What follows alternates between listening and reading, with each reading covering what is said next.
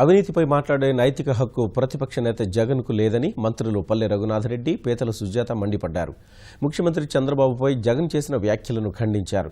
హోదా విషయంలో ప్రజల్ని తప్పుదోవ పట్టించే చర్యలు మానుకోవాలని హితవు పలికారు.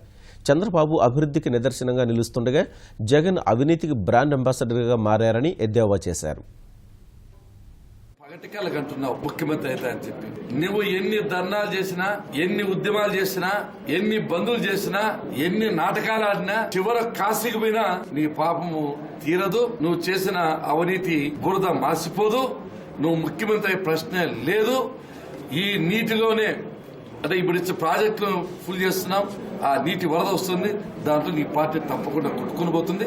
మీరా నీతులు మాట్లాడేది ప్రాజెక్టుల పేరు చెప్పి మొబిలైజేషన్ అడ్వాన్స్ కాంట్రాక్టులకు దోచిపెట్టి రాత్రికి రాత్రే వేల కోట్ల రూపాయలు పెంచేసి అడ్డంగా ప్రజల యొక్క సొమ్ముని దోచుకుంది ఎవరు? మీ తండ్రి గారి టైంలో. మీరందరూ కాదా? ఒక్క ప్రాజెక్టు పూర్తి చేయగలిగారా మీ టైంలో?